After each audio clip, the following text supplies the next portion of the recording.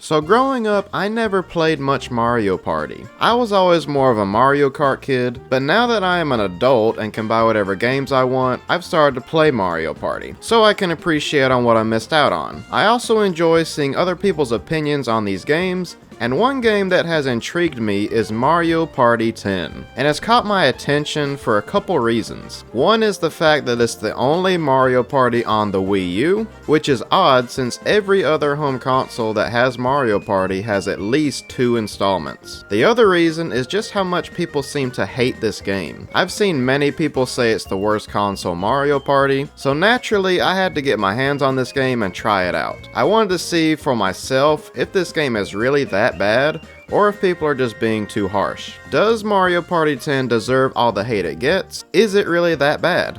Let's find out. So as soon as we load into the game, we are met with a menu that is pretty boring and forgettable, which is kind of foreshadowing for the rest of the game, sadly. So there's 3 main modes: Amiibo, Bowser Party, and your traditional Mario Party, with both Amiibo and Bowser Party being brand new, but we'll get into those later. Jumping right into the traditional Mario Party mode, it's actually not that traditional because instead of the regular formula of each player moving individually, everyone is in a vehicle together and are simply trying to get to the end of the board, as opposed to the game being a certain amount of turns. This was also in the previous installment, Mario Party 9, but for this video we're just talking about 10. So all the characters riding together sounds interesting, right? It's a big switch up from the normal Mario Party formula, but in my opinion, as well as lots of other people's opinions, this was not a good change. And it's not just the fact that the characters all move together, it's the domino effect of this change, such as the boards being extremely linear and boring, mini stars instead of both coins and stars, and the removal of items. All of this almost completely takes any strategy out of this game. No coins, stars, or items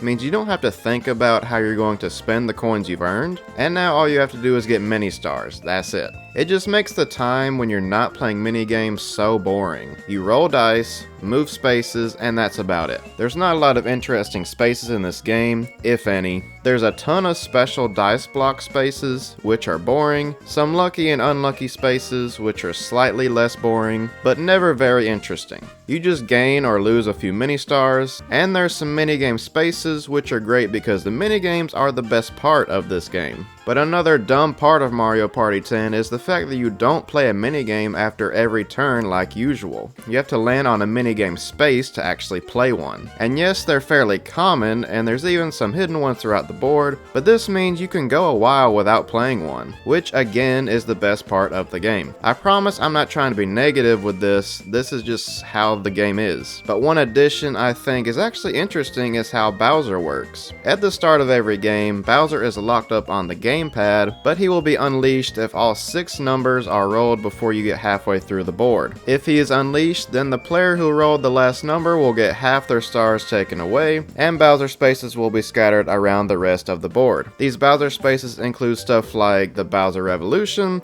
where he takes everyone's stars and distributes them equally, battle for half of your mini stars, which is pretty self-explanatory. Same thing with give 10 mini stars to last place, but there is one that I really like in reverse minigame, which makes it where whoever gets last place in the minigame actually wins, which can be a lot of fun. But even if you do make it halfway without freeing Bowser, Bowser Jr. will come and scatter his own spaces on the board, which are pretty similar to Bowser spaces, so it almost feels like you accomplished nothing by not freeing Bowser. So that pretty much sums up how the game will go. There's some other stuff like a wheel you can spin to steal stars from other players, but it's just a worse version of Chance Time from the older games, and there's some special events on a couple of the boards, but I'll touch on those later. But the entire premise is to get as many mini stars as you can before you get to the end of the board. Once you get to the end, you do a final boss minigame, and that's it. There's no picking how many turns you want to do and just go around the board as much as you want. Once you get to the end, it's over. This makes it where every game is around 30 minutes,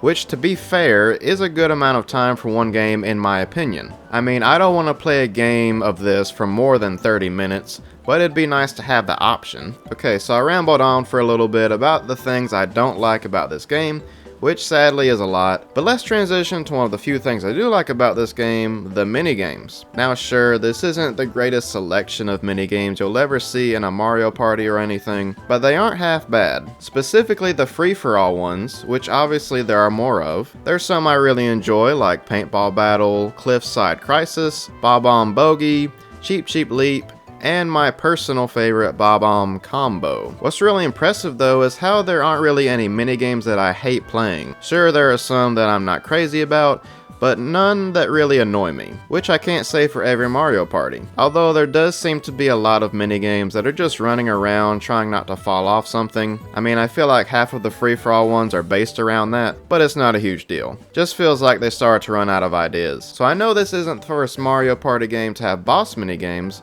but it's the first one I've played that's had them, so they're brand new to me. And I have to say, they're not half bad. They're always played at the halfway point and the end of every game. They're also specific to the board you're playing on, such as the blooper one is always on Whimsical Waters, or the King Boo one on Haunted Trail. I wouldn't say the boss battles are great by any means, but I had some fun with most of them. They're just not something I would play this game for, because once you play them one time, they get kind of old, kind of like this entire game. I mean, it's always the same premise. You attack a big boss, and whoever hits them the most times wins. Nothing crazy.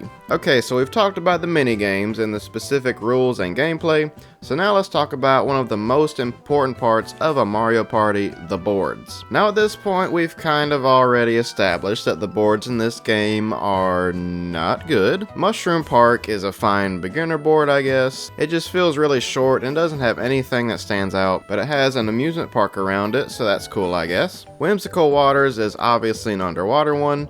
It has a lot of these spaces where you pick a treasure chest, and it could be good or bad for you. Like, it has a lot of these spaces. It felt like that was half the game. But yeah, the whole appeal of the board is that it's just underwater. Also, how boring of a name is Whimsical Waters? Like, how is that the best name they could come up with? I feel similar about Haunted Trail in that not only does it have a boring name, it's also a pretty boring board with nothing memorable. It's just dark and has ghosts and stuff. It gets the job done, I guess, but when I think back on it, it has nothing noteworthy. Okay, so Airship Central is actually a board that was somewhat interesting. Obviously, it was very linear, but it had a few gimmicks that made it a lot less boring than the previous three, like ships being side by side and switching after every roll, so there's actually a little bit of strategy, because usually one ship will have good spaces and the other ship will have bad ones. Then once you make it halfway through the board, you're shot into a storm where Bowser's ship is shooting bullet bills at certain spaces, and getting hit by them will make you lose half of your mini stars. Then you get shot out of the cannon again and roll dice to take down Bowser's ship, and then after that it's normal and boring like the previous boards, but I mean like 3/4 of this board is actually kind of cool. So I was pleasantly surprised with Airship Central. And last but not least, because it's actually probably the best one, Chaos Castle. But it's really just Bowser Castle. This one is probably my favorite due to the more interesting spaces and mechanics, such as having to time jumps to not get hit by lava, trying to avoid these spiky skewers while going up a wall or else you get knocked back down, and finally Bowser literally shooting fireballs right at your face during the home stretch. I like these because they actually add some strategy to how you navigate the board, and it also makes the special dice blocks very valuable,